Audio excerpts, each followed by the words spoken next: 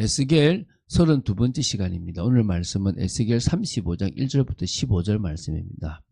12절부터 15절 말씀을 합독하고 에스겔 35장 전체를 보도록 하겠습니다. 자, 그러면 에스겔 35장 12절부터 15절 말씀을 한 목소리로 합독하겠습니다. 내가 이스라엘 산들을 가리켜 말하기를 저 산들이 황폐하였으므로 우리에게 넘겨주어서 삼키게 되었다 하여 욕하는 모든 말을 나 여호와가 들은 줄을 내가 알리로다.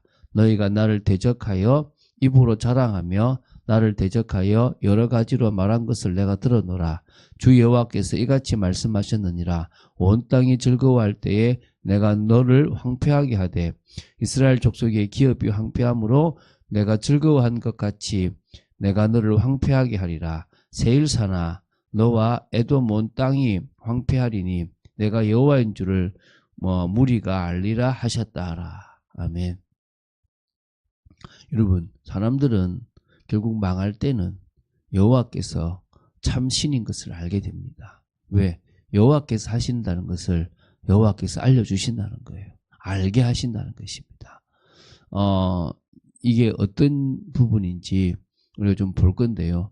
결국은 하나님을 대적하는, 하나님의 백성을 대적하고 핍박하는 자들까지도 하나님은 대적하신 자로 보시고 그들을 멸하시겠다는 겁니다. 자, 내용 보겠습니다. 에스겔서의 제3부를 보고 있습니다. 33장부터 48장까지죠. 자, 이거 지금 두 부분으로 계속 나눠 보는데 33장부터 39장까지는 여호와의 심판으로 인해서 멸망하였던 이스라엘 백성들이 회복된다라는 이야기를 다루고 있고요. 그리고 40장부터 48장까지는 앞으로 도래하게 될 종말론적인 환상인데요. 새 성전, 새 제사, 새 땅에 대한 일련의 어떤 종말론적 어떤 환상입니다. 그걸 보여주고 있는데 지금은 이스라엘 나라의 회복입니다. 자, 33장부터 39장까지가 하나님께서 구약에 택하셨던 이스라엘 백성들이 결국은 회복될 거라는 거예요. 그 이야기는 회복되었고 또 진짜 완전한 때에 회복될 거라는 겁니다. 하나님께서 그렇게 하시겠다는 거죠. 물론 육신적인 이스라엘이 진짜 이스라엘은 아니지만 하나님은 또 그 육신적인 이스라엘 중에서도 믿음을 가진 참 이스라엘인들을 찾으신다는 부분들은 분명하다는 사실을 기억해야 될 줄로 믿습니다. 자, 오늘 보게 될 에스겔 35장 1절부터 15절은 선민 이스라엘 백성들의 원수로 대표되는 에돔입니다. 그렇지만 이 대표로 상징이 되죠. 딱 진짜 누가 싸웁니까? 이 에서와 야곱이 싸웠잖아요. 그처럼 이스라엘 백성과 에돔 족속이 늘 싸웠거든요. 그래서 진짜 이스라엘이 멸망할 때 이 에돔은 아주 악한 짓을 했어요. 다른 데는 비웃었는데 여기는 나쁜 짓을 했거든요. 그래서 하나님께서 그 나라를 이스라엘 나라를 회복하려면 그 회복을 방해하는 자들이 무너져야 되잖아요. 그 무너지는 일을 이제 시작하시겠다는 것입니다. 자, 1절부터 3절인데요. 또 여호와의 말씀이 내게 임하니르시되 인자야 내 얼굴을 세일산으로 향하고, 세일산이 에돔을 상징하거든요.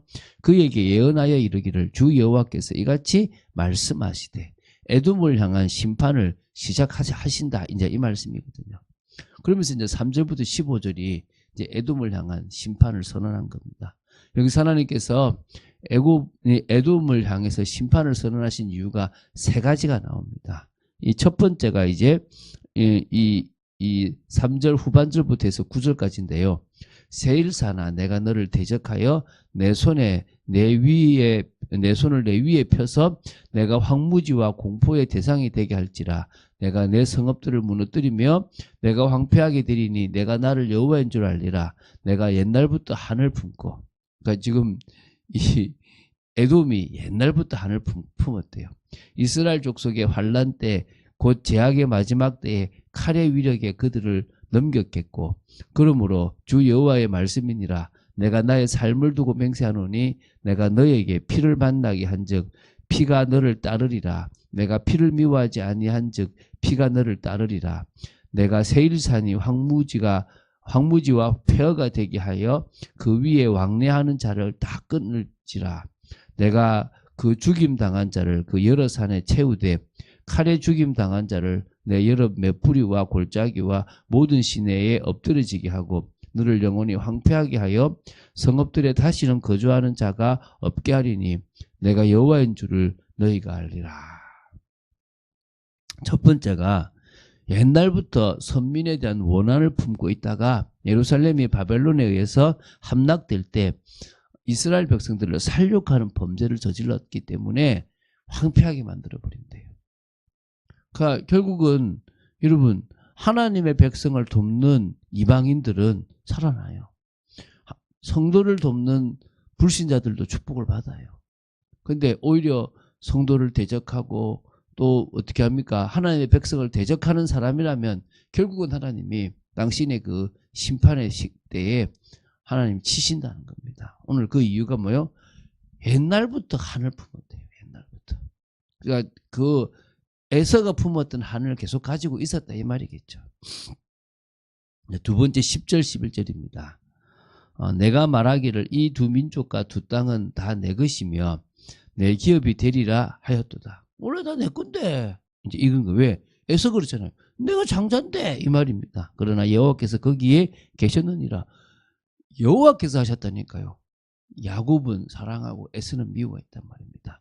그 뱃속에서 아무런 행위도 보지 않고 하나님이 큰 자가 어린 자를 섬기겠다고 하셨다니까요.